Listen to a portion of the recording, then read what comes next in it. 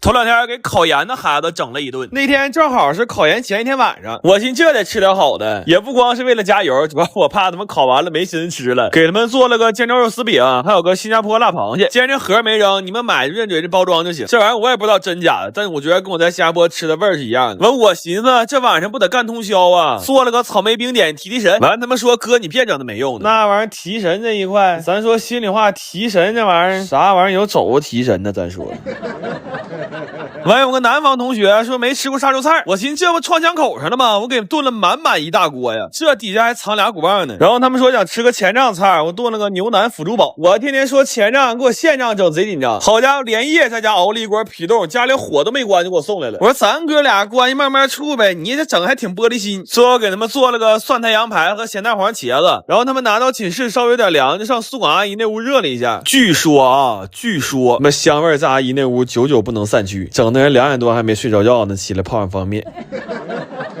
然后有同学元旦不回家，我给他们带了不少自嗨锅，正好最近拼多多6周年活动，花1块钱就能秒整箱9盒自嗨锅。这毛耳旺自热火锅贼入味，还有梅肉饭和山牛煲饭都嘎嘎香。你们直接点我评论区链接抢就完事儿了。但我嘱咐他们千万别拿这玩意儿上学校食堂吃去啊！江湖上盛传一句话叫万事留一线，日后好相见呐。来吧，香香的牛竹、老肘、胀冻、猪菜、辣蟹、青饼、梅冰、台牌、黄茄、蒜骨。行了，这就跟我弟打包往学校去了。今天来的是中医药大学，我跟这几个同学约定了一下，我说如果考研成功了，等开学一定给我整2天膏药，但如果吃了我的饭，考研失败了，我只能把我弟拿出来给你们练练针灸了。下大雪了，想给我奶炖只大鹅，但是活的我抓不着，死的我买不着。也就是说，在这场突如其来的大雪之中，我和大鹅都没有准备好双向奔赴。我说奶呀，不行，你考虑错峰吃鹅吧。但我奶说了，下大雪的仪式感必须得有。咱奶的仪式感非常简单的，就大肘子和大包子，所以我今天包了个肘子馅的大包子。下雪我弟也很兴奋，我俩去买菜的时候，他们在雪地里跑得比大鹅还欢实，我都怕他让人抓走了。我给烤了一锅半老包，他说我今天必须给你吃出个新吃法来。我天哪，菠萝包里搁上肘子肉，再来一口大蒜瓣，那叫一个前账看了会流泪，不懵不是广东人呢。我奶今天还点了排油条、肉段烧茄子，还有这个撒烧烤料炒的肥牛。我说奶呀，这下雪你不能出去溜达去，你不消化呀。我奶说我今天教你一个道理，叫下雪天吃冰糕，我图的就是这个劲儿。这雪天做完饭也不想收拾了，往常还得擦擦油烟机和灶台啥的，多累呀！咱就直接微信小程序找京东服务家，人有专业的工程师上门，去油除垢、消毒杀菌，还能延长使用寿命。现在点链接，双薪上京东服务家，每晚8点还能抢券，11块钱就能洗一台油烟机，手速慢，活动价才139。咱说早知道这么合适，我原来都多余自己收拾。来吧，吃香的青丝儿、波包、肘包、酒蛋、煎饺、扒羊、烤牛、虾豆、段茄、藕盒、蚝生。上我奶奶，我俩也没啥心思吃啊。我说奶，你慢慢吃吧，下雪路也滑，我俩先回去了。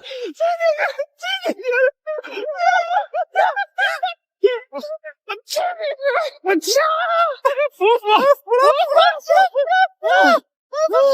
我最近特别馋这种纯肉的烤肠，正好最近猪肉贼便宜，完疫情我们也不用上班，今天怒买50斤，一次在家多做点。做肉肠实在太考验耐心了，先得把肉切了，绞肉馅，那瘦肉可以随便绞，但肥肉还得绞成泥。你说他妈肥肉多招人恨。完了就按比例往里放调料，做了2个味的，黑胡椒猪肉和玉米猪肉。这配方你们就别学了，因为会的越多越遭罪。你信我话，买现成的吃就行。要怕有添加剂就买便宜的，便宜的它就放不起添加剂了。然后就开始折磨人了，要想少放淀粉还紧实，就得生给它搅上劲儿。这里没有技巧，全是体力。刘大脑的脸憋通红，怒搅50分钟，就为了晚上多吃点肠。结果晚上他妈给打电话让他回家吃饭，说不回就骂娘。这小狗嘚儿没吃着，找个代驾回去了。完我们就开始灌肠、扎眼、系线。这肠因为都是肉末，所以灌的就很通畅，画面会引起极度舒适，建议赶紧艾特你的姐妹来看一下啊。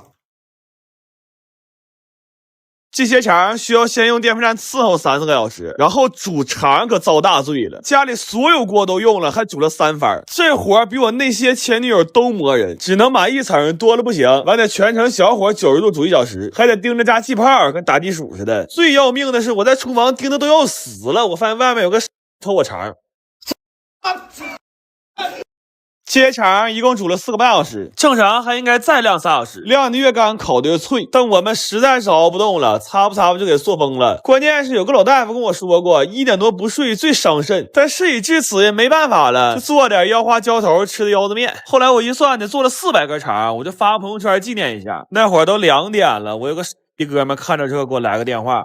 他说：“哥们儿，你要遇着啥难事你就说，使点钱啥的不犯毛病。”他说：“我看你整那个肠连个商标都没有，这要给你抓着得胖好几年呢，可别扯那没用的了。”我最近爱上了用铁锅炒菜，但是查了一下手打不粘锅的价格，便宜的不敢买，贵的还不舍得。所以在综合考虑了一番之后，我买了2块铁板，决定自己在家砸一个。然后研究了好多纪录片，看起来不太难，但是干上之后发现全是知识盲区。光点火就研究了小半天，好在晚上连线了一个铁匠，老师操着一口非常标准的山谱，给我们梳理了一下目前工具、模具、手法的问题。就他讲完之后，我们变得非常有信心，所以连夜又换个地方开始搭炉子。这一天呢，忙活了20个小时，锅一下没砸上，光他妈搬就完了。然后按纪录片里讲，铁板要烧到2000度左右才可以去杂质和定型，这就是所谓的趁热打铁。这温度别说炼铁了，炼我都够了。但是我们没买到砸锅专用的铁枕子，就只能用废轮毂简单充当一下锅型的模具。所以砸了1天之后，这锅看着跟刚出土似的。然后又联系了一下老师，但老师说现有条件也就只能这样了，剩下的只能靠冷锻了。他说完之后，我彻底破防了，因为冷锻还有一个更通俗的解释，就是拿个小锤生砸。然后砸了1宿之后，简单抛了个光，这回看着顺眼多了。接下来就是著名的36000锤了。完，我们寻思先找个地方蹭会空调，没想到变成了大型社死现场。认识我们的跟看猴似的，苦苦照相；不认识还以为我们要砸店呢。然后在那干坐着，实在太尴尬了，就随手买了几个冰激凌，结果发现意外的好吃。本来挺 emo 的，吃完马上来电了，甚至觉得抡大锤都有劲儿了。然后回砸鱼鳞纹的时候，从天亮砸到天黑，砸完感觉胳膊都没知觉了，但是就是手艺太差了，这纹路不太像鱼鳞，都有点像狗啃的。然后连夜开了个锅，又火速煎了个鸡蛋。这个锅在经历了将近10万次的捶打之后，终于不负众望的变成了一个嘎嘎粘的大粘锅。我吐了我。后来发现是开锅的问题，就耐着心了又重新开了一遍，然后没放油打了个鸡蛋试试，这回它终于变成了一个超级不粘的不粘锅。忙活了3天3夜，一共没睡上10个小时，这锅现在比我命都金贵。然后做了一碗富含铁离子的茄卤凉面，还买了几个好吃的冰激凌。这个夏天呢，有这3样我可太满足了。那么至此呢，人生3大苦啊，我们已经有幸体验到其中2样了。如果有一天我的 IP 定位变成了江浙一带，那大伙就消停在家等视频吧。趁现在还能喘气儿，我一定找机会体验一下撑船的乐趣。我最近发现哈尔滨也太能整活了，就现在你们看着的每一样东西单拿出来都足够我们本地人震惊一辈子了。那既然尔滨你要这么搞的话，就别怪我也不老实了。我打算从今天晚上开始，在家做出1500根糖葫芦，拿到大街上去给游客们发去。时间呢预计是1月7号下午，然后地点应该是一个路线。如果做的顺利的话，我们应该是下午2点半到3点半在音乐广场的大雪上的。